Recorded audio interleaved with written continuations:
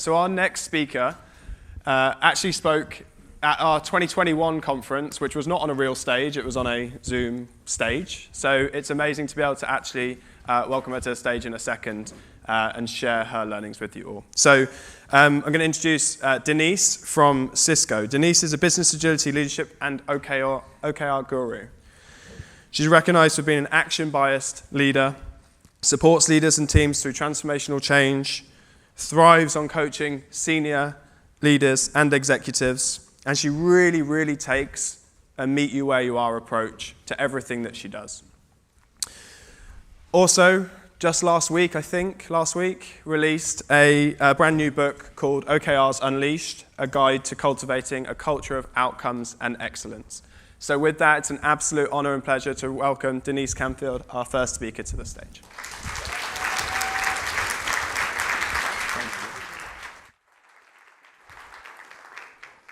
Thank you, David. Good morning. Nice to see you all here in person. That's a huge change. And today I'm going to be talking about navigating change, how OKRs accelerate your journey to success. And this is a great opportunity. You've got your slides in the book.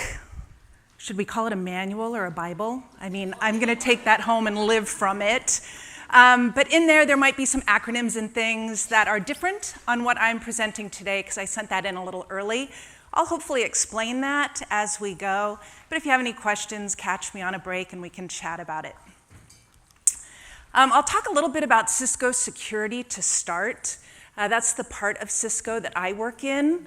Cisco is huge, like 77,000 people. Cisco security has about 6,000 people in our organization, and we are led by Tom Gillis. And Tom has been with us since January of 2023.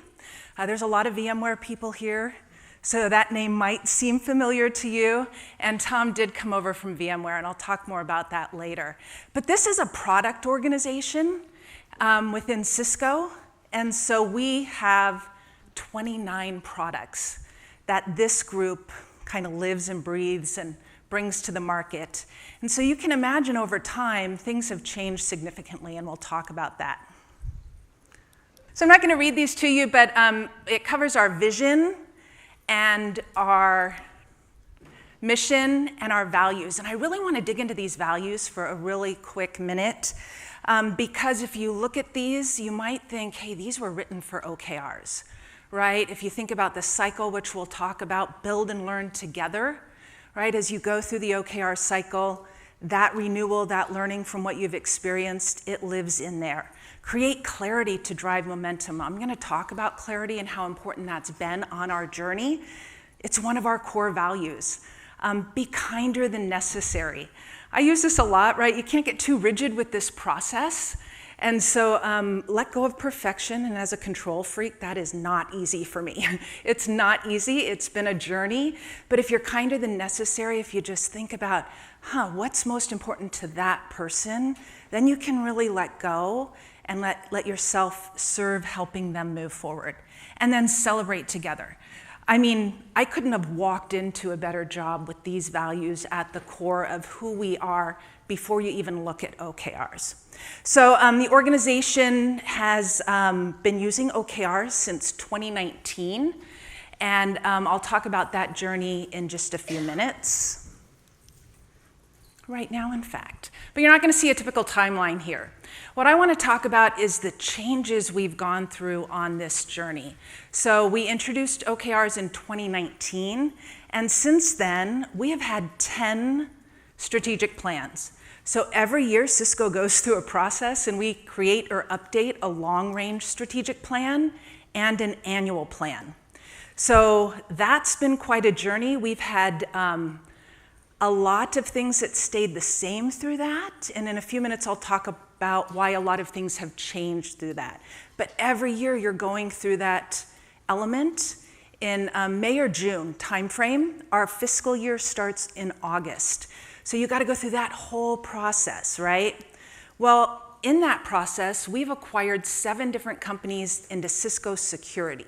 Cisco in the big has acquired many more companies than that, but in Cisco security, 7 of those companies came into our organization. Imagine the change for that group as they were acquired into our big organization, and also for our organization as we tried to fit them in. And I'll talk about a group that came in, our AI team, and what that journey looks like for them and how we help them navigate that. But the biggest change I've dealt with personally is 3 leaders since 2021. So there was a leader when I started. He left in 2021. We had a new leader in 2021. She's still with us. She's running our engineering organization. But then Tom Gillis came in 2023. So imagine 3 new leaders, the change that causes within your organization, the way that people emotionally respond to that, how you think about, oh gosh, what's going to happen? What's going to change now? The thing that's amazing about our journey is through it all, we've had one strategic execution framework, right? The same framework through all 3 leaders. That really helped us navigate these changes, right? Keeping everybody on the same way of working to some extent, focusing on how you contribute to our strategy has really helped them navigate that change. And that's really what I want to talk about next is the Kubler-Ross change curve. I got introduced to this when I was at Thomson Reuters, and it is actually a process that was created for grief. Right? It was helping people understand what you go through when you're grieving. And over time, they applied this to the business world. And I fell in love with this because it really helped me understand, first of all, myself, but also how people navigate change. And at Thomson Reuters, I was part of a business agility group that was navigating a change where we had split the company and sold off 50% of it. We had to help people figure out how to work there. And understanding how people are moving through change, and especially the fact that everybody starts this journey at a different point, was really kind of critical, so you could meet them where they're at and understand, hey, this person is here, this person's there. You didn't map it, right? But it just kind of intellectually helped you understand why they might be behaving the way they're behaving. And so navigating that change curve is hard. And my hypothesis, and I actually want to point out, where'd Deidre go? Deidre has a great video on change. And in there she talks about how you go from, we've moved as a world really from episodic change, whereas an organization you might be planning and doing a change every 3 to 5 years, to the fact that we are in a continuous change cycle. It's almost nonstop, right? Whether you're going through a layoff, whether you're acquiring a new company, there's so many things that are happening day in and day out. And heaven forbid, you're actually a person living a life and dealing with change in your own life, right? I don't know, the speaker who had a kid who came home and got sick over the weekend. These things impact us, and navigating that change curve is really important. And my hypothesis is, if you have a point to focus on, and if you have a point that you can focus your whole organization on as they go through change, right, you're gonna help people get there. That's true for me. Let me bang that a couple times, because that's really making sure everybody's awake. Wake up. That's so true for me, right? It's like, oh, you start the change, and if I don't have an anchor point in the future, I can just wallow, right? I can talk with everybody about, oh boy, woe is me, woe is me. But when I have an anchor point, like at Thomson Reuters, when we had this Center of Excellence, they disbanded it, right? At the end of COVID, oh, our leaders will do agile. We don't need a center of excellence. Oh boy, I could have wallowed, right? But I immediately set some OKRs to say, well, what do I want to do next? I'm not at their whim. I get to decide what I want to do next. I love this thing called OKRs, so I'm going to go do something with OKRs. So that anchor point for your people as they go through change is really important. And we've really been able to leverage that here at Cisco. So I'm going to talk about 2 things. One, I'm going to talk about our operating model and how important that has been in keeping that focus point through change front and center, and helping leaders, especially acquisitions as they come in, to work through what they need to do to kind of get their priorities in order. And then I'm going to talk a little bit, I don't know, shocking, about Workboard and how it helps us through that journey, because we couldn't do it without Workboard. And I'll show you the spaghetti slide, I guess it's called, in a few minutes, because I tried to do it without Workboard at another company, and it wasn't pretty. So why do we use OKRs? I started in 2021 on that journey that started in 2019. These 3 pillars I'm going to go over haven't changed. And I think understanding your why for OKRs is really critical to ensuring you successfully navigate the adoption and get people engaged. So the first one was always about clarity. When I started, we had 3 GMs who ran their own product organizations, and we were using OKRs to almost figure out what they were doing, right? We didn't have clarity on what was happening in each business unit, and so we had to find that out, and that was part of why OKRs were really important when I started.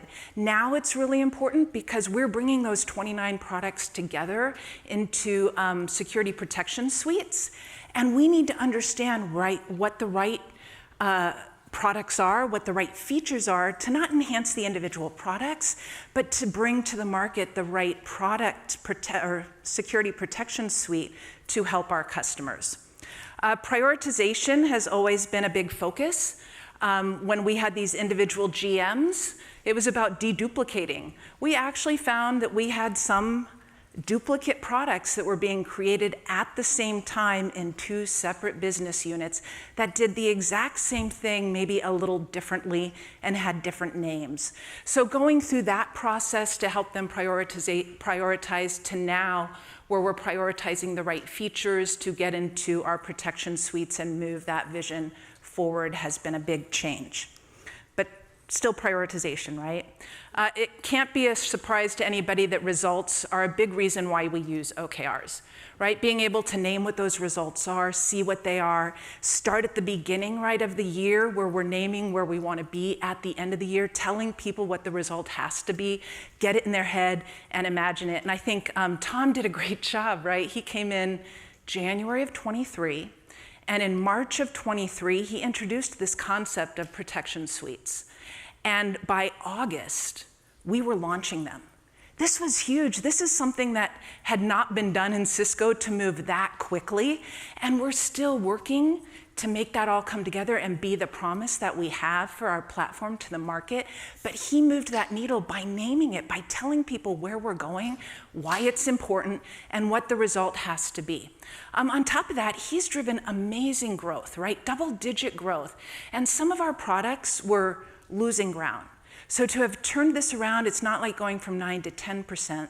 It actually turned us around double-digit growth that we were able to announce in August for our annual earnings. So it's been a huge focus for the organization and exactly what Tom was brought in to do, right? It's exactly where this security part of our business needed to be. So that's a huge success story.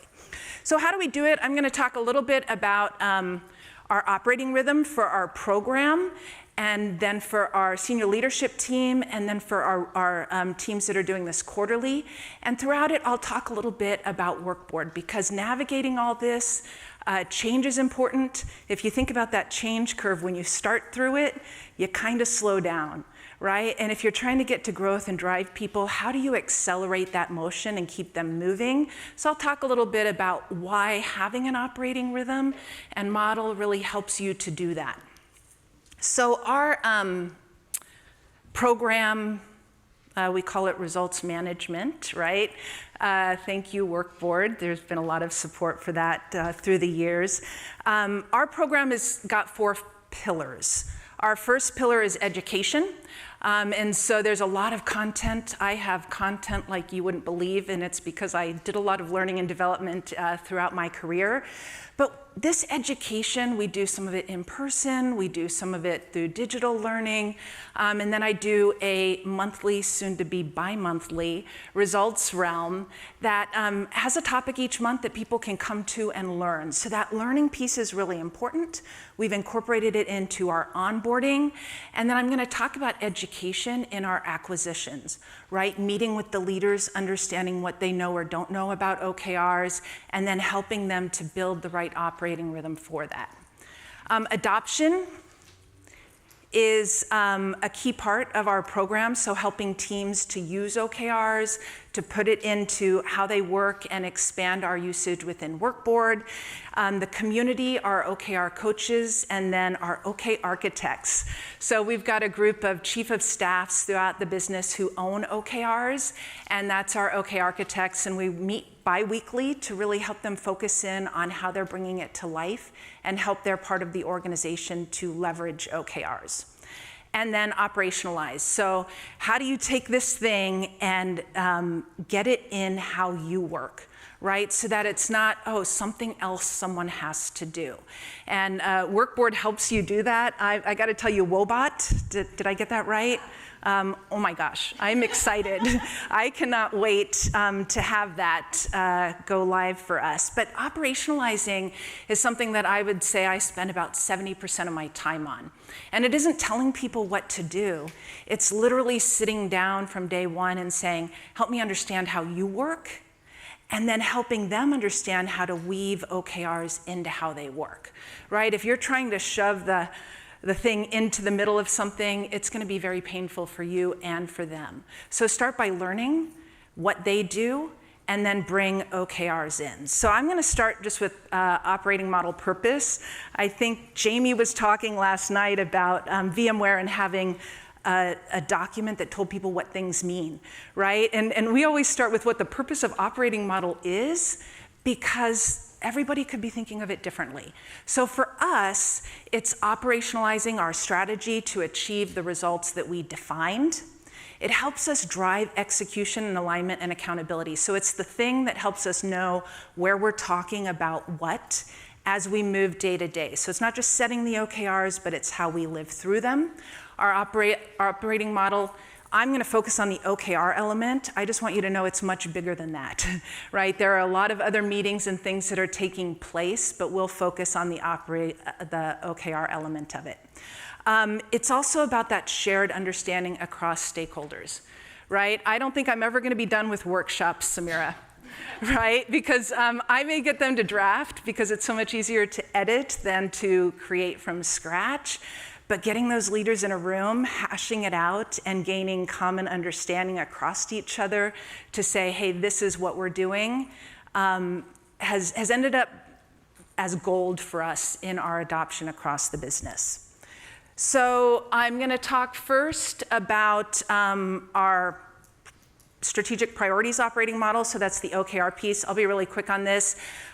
Two main things that we do regularly: meet with the OK architects and results realm. And then the quarterly process. So I publicize our process. We actually create our OKRs 2 weeks before the end of the quarter for our leadership team, and then everybody else has to be done within the first 15 days of the quarter, so that they can be doing the work, not thinking and planning for the work. More importantly, it's our leadership team that I want to talk about. SLT may be in your book, Strategic Leadership Team. This is Tom's team. And when Tom came in, we had to meet and talk about the guardrails for OKRs, what he wanted versus what Shayla had wanted or G had wanted, right? It's really important to make sure, hey, it's great that he wanted to do OKRs, but what does that mean for Tom and how he wants to use it in the organization? And we came up with a pretty light touch. We went from doing annual and quarterly OKRs to just annual OKRs. And we would meet at the beginning of the end of fourth quarter to create those, and then we would still meet every quarter to look at those. We changed them every quarter, right? They changed, they got refined, right? If something we set in what ended up being July wasn't landing or people didn't understand it, we would make a shift. We wouldn't make a shift because we were going to miss it, but we would make a shift because we needed better clarity. We did that every quarter, and then mid-quarter we do check-ins. So I love the new check-in thing. We're totally going to be able to leverage that, both for this group and for our regular teams that do monthly check-ins. But that mid-quarter check-in is just, hey, dig into the red, right? Dig into the red. Where are we off? Where are we going to miss? Where do we need more clarity?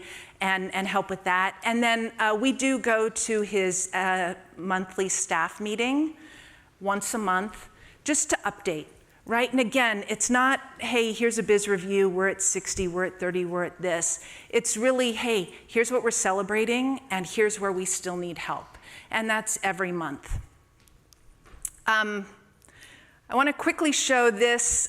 We did his annual reset in July of this year, and we rescheduled it at the last minute. So we got the joy of a 3-day virtual leadership meeting. Woo, fun.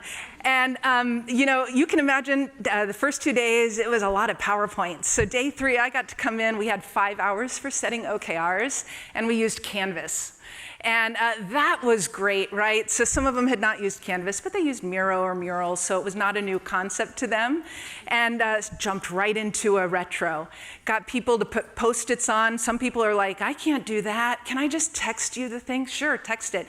And we got them all on Post-it notes. It was a hot mess, right? I've done that in person where usually I have to send people on a break and they get 10 minutes and I get to organize all the Post-it notes. Nope, this time I got to use, thank you, Elizabeth, got to use Gen AI, and one of our people said, oh my gosh, that was magic.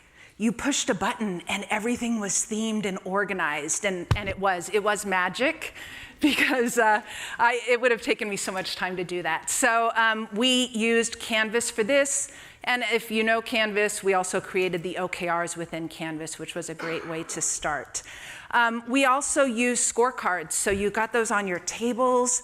Mine is very similar, I think, to the second one in the pack, where for our mid-quarter check-ins, I create a scorecard so that we can go through, we can see the dependencies, we can see the mismatch between actual, the grading, and this one doesn't have it in there, but your confidence. So usually that's where a lot of conversations happen. You've got a red grading and a green confidence. Are we sure? Or you've got a green rating and a red confidence. What's going to happen? So good information there. I'm going to transition to our team operating models, where they have not incorporated it. So this is where I normally start with a team to make sure they're doing something, right? And again, a lot of this happens in something that's already scheduled. It looks a lot like Tom's operating model.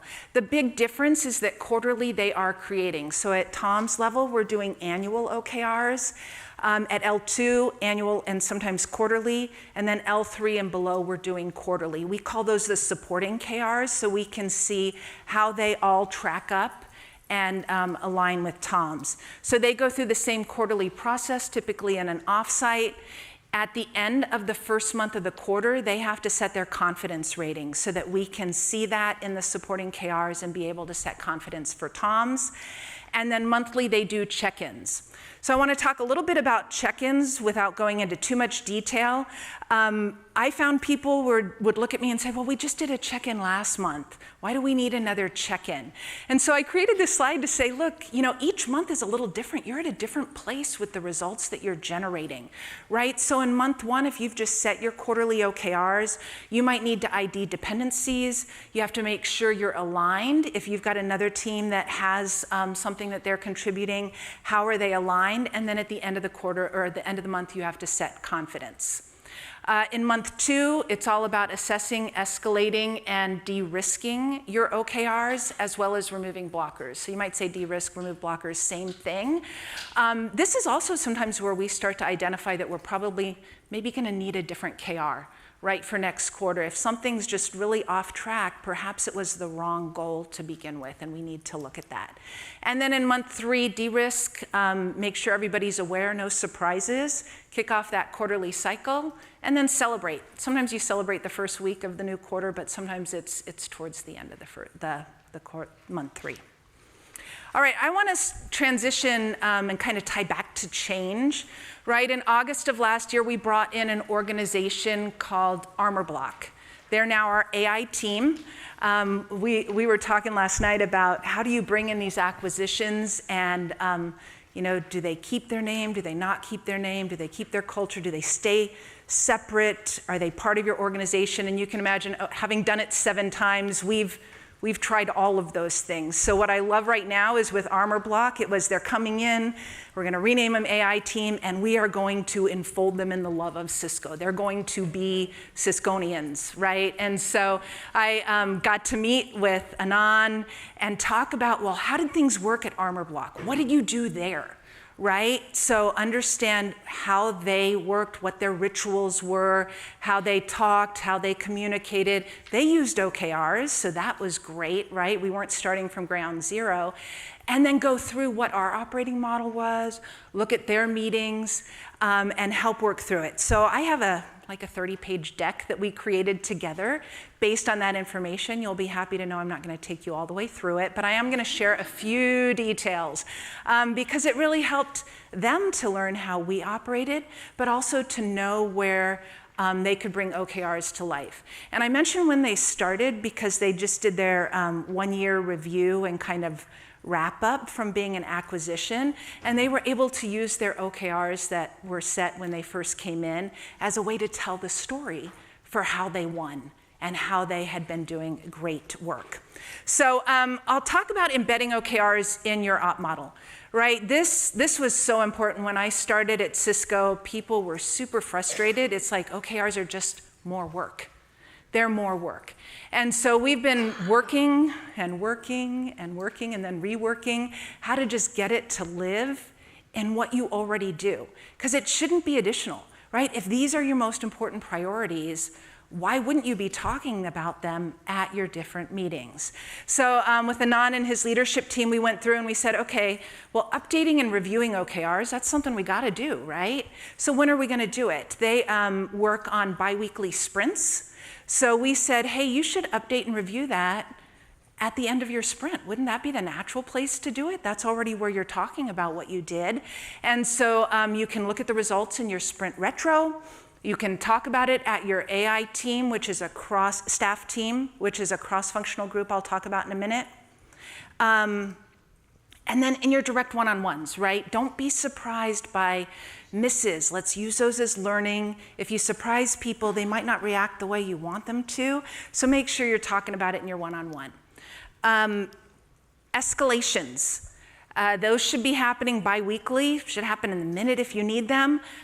Start in your one-on-ones, right? That's the first thing to do is not air your dirty laundry at your staff meeting, right? But have that nice conversation. Hey, here's what I'm seeing. It's not getting there. How might we get it back on track? Then take it to the staff meeting. Then in our organization, right, AI team staff meeting, engineering is all of his peers. So usually those are the things that are cross-functional. You want to have all your ducks before you go to engineering staff. And what it doesn't show here is if we don't get it resolved, then it's going to Tom's SLT in our monthly check-ins, right? So we have a path to get that visibility. Confidence setting, end of month 1. Right? So hopefully that aligns with your end of sprint. You can do that in your sprint retro or in your sprint review and at your AI team staff meeting. Recognition happens quarterly for us. So you might have some recognition in a sprint retro when you're showing your work product. But the big recognition is happening quarterly at the all hands for the AI team, at the engineering staff meeting, and then also the engineering offsite, and then that translates into our engineering all hands. So it happens to kind of grow from where that team is at. And then creation happens quarterly for this team. They do not set annual OKRs, right? They align to Tom and to Shayla, who's our engineering leader. And so we do that retro reset at their quarterly AI team offsite. So we've got that going on, right? I'm going to quickly walk you through one slide, and then I'll flash up 4 more slides that have the same format. But you know, this was really important, right? Sometimes you can talk and talk and talk with someone, but creating an artifact that they can go back and look at so that they understand what it really means helps them bring it to life. Right? It's like, okay, well, you're having a staff meeting. What's the purpose of that staff meeting? What have you said is not me, not Denise said the purpose is, but what have you said the purpose of that staff meeting is, and how are we going to use OKRs there, right? And so we do that, and we help define that for all the meetings in their operating model. Outcomes, right? Making sure that we have the meeting and the purpose of the meeting and what we want out of the meeting is set, and that relates to your OKRs, right? And I love that within these outcomes, they're usually tied back to our values as well. And then the cadence. Cadence, audience, artifacts, and who the owner is. So we went through and defined that for all their meetings so that everybody's on the same page, right? This is so helpful for the AI team. We're in the midst of another acquisition, and that team is gonna lift and shift into our AI team. Well, you can go through this with your new leaders, right? As they're coming into that team, here's how we operate. Maybe there's some opportunity now as you bring this new company in to reevaluate this and say, okay, what were some of your rituals? How did that work out for you? What should we change now? This should never remain static, right? Too much is changing in our world, so you need to make sure that you keep that up to date. So we have it for one-on-ones, sprint planning and commits, for the sprint demo, the sprint retro, right? All of their meetings, they have this in there. I did not put all of them in the printout either, so just know that they're all in there. I want to apologize. I think in the early version, I may have had some names. I've taken those out, so don't worry about the names. Now we've got who they do.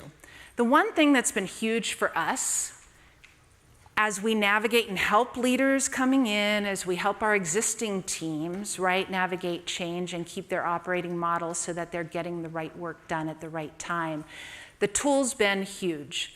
We've had the one tool, and when I started in 2021, created a biz review, right? And created a nice link for that biz review, sent it out, put it in all my training, put it in the biz review that had training, right? This link was everywhere.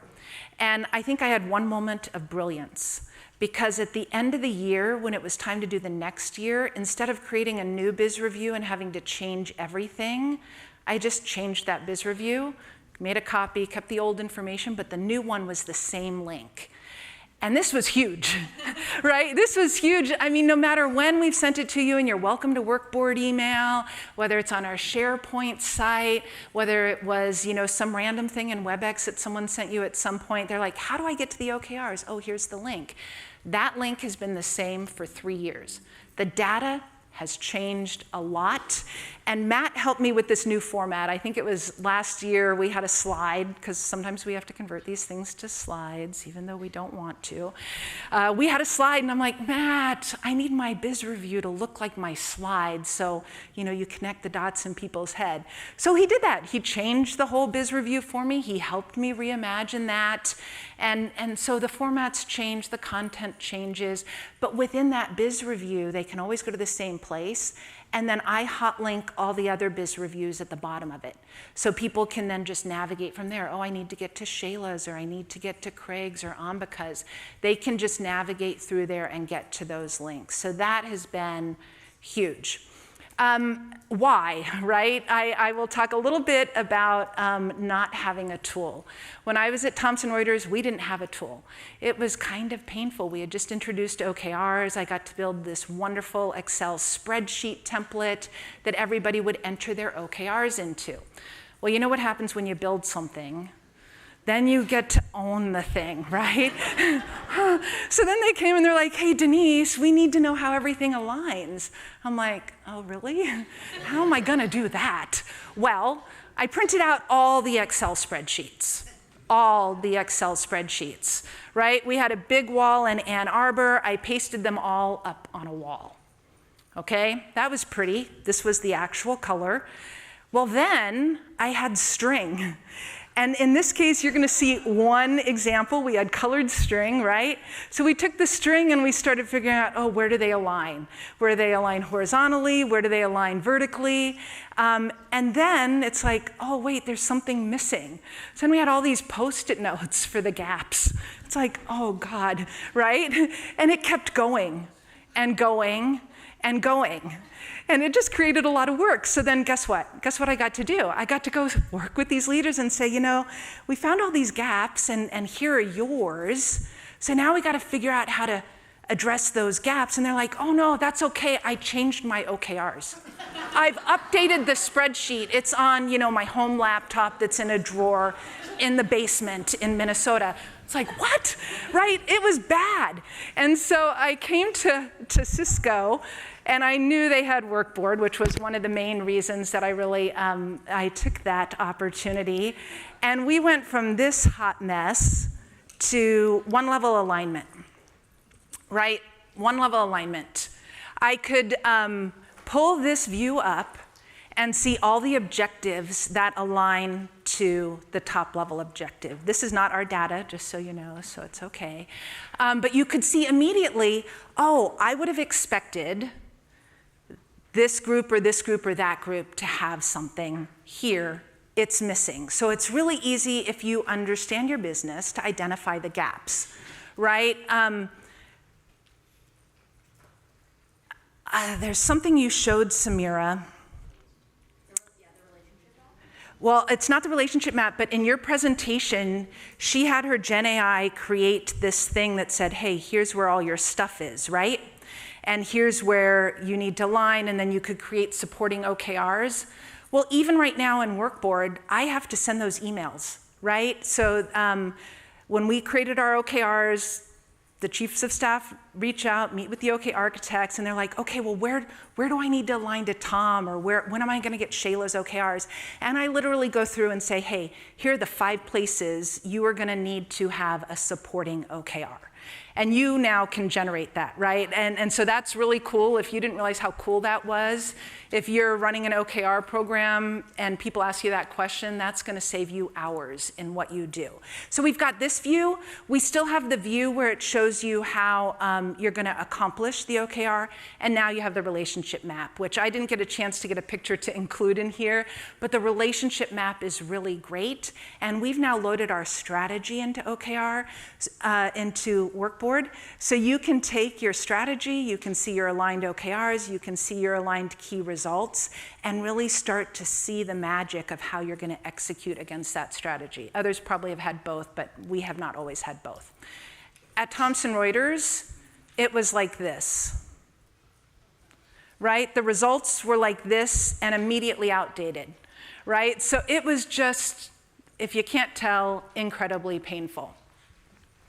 So I'm going to pivot really quickly and talk about some real value realized through this journey, through the changes we've gone through, and the impact that this has had on how we operate. So first of all, you said 40 to 50% of the people understand strategy. In the original strategy survey, 36% of people in our organization understood. I wrote a note, I've got to change the question, right? It's going to be, what strategic pillar does your work align to, right? What strategic pillar does your work align to? So that they can really internalize, I don't know that they need the whole strategy, but how is their work contributing? That's going to be big. It improved to 76%, so that was huge. Secondly, increased focus and accountability. Throughout the change, we need to help people understand what the right thing is, because people are coming in at them sideways, right? They're pet projects, they're things they want to do, or they've got a new idea. But how do you keep people laser focused on where you're going? That has helped us and really helped us to drive the results that we've gotten, especially the growth in the last 18 months. Decreased time to alignment, hopefully you could see that both at Thomson Reuters, but incorporating that alignment in our operating rhythm so that in month 1 you're looking at alignment, you're making sure you connect those cross-functional elements has been really important. Adoptions increased when dictates decreased. So you can imagine going through 3 different leaders. They had 3 different approaches. And when Tom came in, he was really intentionally said, look, I don't want this to be a dictate. I personally agree with you, Deidre. It should be a dictate, right? But we agreed he didn't want it to be. So what are we going to do? Well, what was really interesting was we had just come from someone who, it was a dictate, it needed to be committed, had used it for performance management in the past, and that had kind of tweaked things. People were uncomfortable. They didn't want to write an OKR because they thought they might get fired. So now going to it's not a dictate, here's where we're going, we've set them more aspirationally, we're using them every day. Suddenly people were like, oh, I want to do this. How do I create my OKRs, and where does my OKR align to Tom's? Now, it didn't help that you had a new boss, right? And people wanted to know, how does he work, and how do I get in there and show what my team does? So that's been really a big learning for me. Intelligent enterprise saves time. Elizabeth has saved me a couple times. I'm a huge fan of the intelligent enterprise, and more of a fan now, having seen what you just went through. It saves time, not just in Canvas and organizing things, but in creating those summaries and getting the words to talk about. Again, editing is way easier than creating. So getting these summaries, being able to edit them, use your own words, create the information has been huge. And I haven't banked the amount of time that it saves, but I can tell you just in the workshops I do, which are about 10 to 15 per quarter, when you can use it to summarize that retro, you're saving 10 to 15 minutes per workshop to do that. And then our last big thing that's going to be huge, where's Bill Bates? Bill, I'm so excited about this. Bill Bates is also from Cisco. And in Cisco, 77,000 people, our little part is 6,000 people, right? There are 5 business units that use OKRs. So it's not coming from Chuck all the way down. And so these 5 units used to be in 5 different instances in Workboard, but now we're all together in one. So we can see what each other are setting as their goals. And Bill's part of STO, Security Trust Organization. Well, they've got some things that were part of our OKRs last year. It sure would have been nice to have had that connection and shown the importance. We got it done, but we didn't have that view. Now we would have that view. Our networking group is in there. We've got some cross-functional board commits that we now have visibility to. So that's going to be a huge saving grace and may even bring more growth to Cisco on the framework and how to use it. All right, I think I had kind of what are you curious about? If we have time for, oh no, I have a wrap up. All right, clarity, prioritization, and results. That's been the key to us, focusing on that throughout any change that we had, making sure that people understand what our destination is. And instead of, being in the Flintstone car at the beginning of the journey when you're going through change, right? Having that focus has really helped us speed up navigating change and delivering the results that we want. So I don't know if I have time, so we won't take any questions. Sorry, thank you. Thank you.